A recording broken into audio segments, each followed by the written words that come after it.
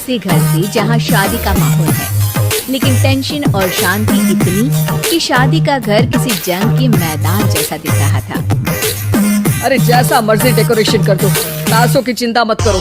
इतना पैसा जब लड़के वालों को दे दिया तो फूल वालों को देने में मुझे क्या दिक्कत है? अरे धीरे बोलो ना, साफ लग रहा है कि फ्रस्ट्रेटेड हो। अरे तुम तो चुप ही रहो, एक बेटी संभाल नहीं पाई। सारा दिन मैं काम पर जाता था, सोचता था घर पर बच्चों को अच्छे से संस्कार मिल रहे होंगे, लेकिन नहीं, मैडम को तो अपनी किटी और फैशन से फुर्सत मिले तब ना। माँ चुपचाप वहाँ से चली जाती है। समझ में नहीं आता कि आखिर शर्मा खानदान में हो क्या रहा है। कल तक चिड़िया सी खुदकने वाली शीना की शादी यूं अचानक एक मोटे काले लड़के से क्यों हो रही है? शीना कमरे में हाथ में गुड़िया लिए बोलती है, मेरे साथ जो हो रहा है ठीक हो रहा है। तुम तो सब जानती हो, साहिल मेरे लिए भगवान है। अब जब वो ही नहीं मिला तो फिर कोई भी हो, जिंदगी ही तो जीनी है, जी लेंगे। बाहर शीना की बुआ किसी से बात करती है। अरे मोटा नहीं, उसे तो खाते पीते घर का कहते हैं। अब ओबेरॉय का नाम भी किसी को बताने वाली बात है। उनका इकलौता लड़का तो करोड़ों की स्वामी तो है ही। अरे हमारी शीना बिटिया तो रानी बनेगी, रानी। इन सब के बीच कहीं कोने पर शीना हाथ में मेहंदी सजाए बैठी थी और आंखों में आंसू सजाए। और वो समय भी आ जाता है जब शीना मंडप के नीचे हाथ में वरमाला लिए खड़ी होती है, लेकिन तभी अफरा तफरी मच जाती है। कोई कहता है, अरे लड़के की माँ को हार्ट अटैक आ गया। अरे अच्छी खासी थी, कैसे हो गया? अरे कहते हैं ना, किसी किसी लड़की के पैर अच्छे नहीं होते। हो सकता है कि मनहूस है ये लड़की। शीना पास खड़ी सब सुन रही थी। फिर शीना अपने कमरे में आ जाती है। शादी ये कहकर नहीं होती कि लड़की मनहूस है।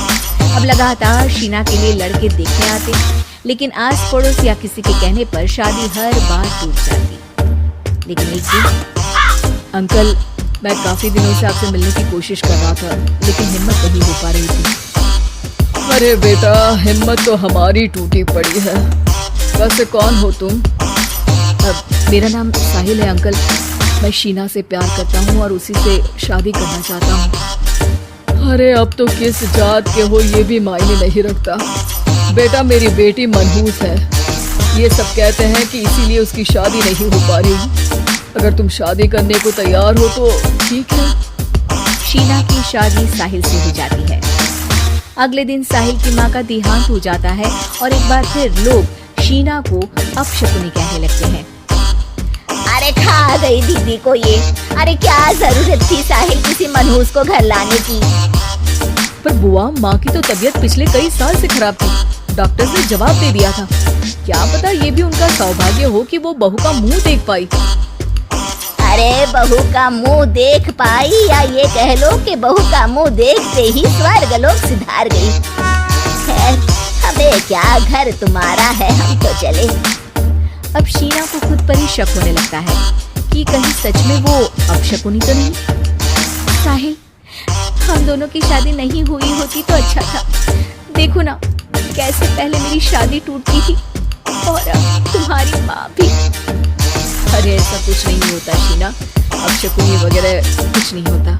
ये सब तो ईश्वर के खेल है। वो शादी तुम्हारी इसलिए टूट गई क्योंकि तुमको मेरी पत्नी बनाना था और माँ का जाना तो तय था।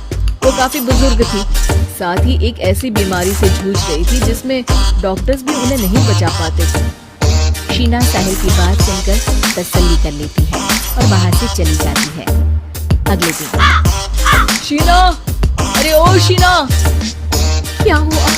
उफ, कहीं फिर मेरी वजह से कोई नुकसान?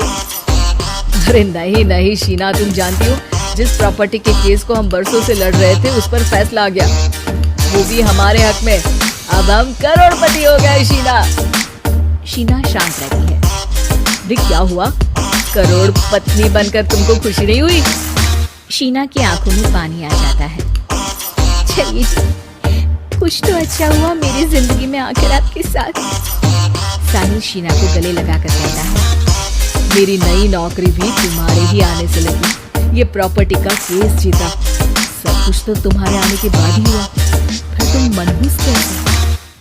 ये सुनकर शीना खुश हो जाती है।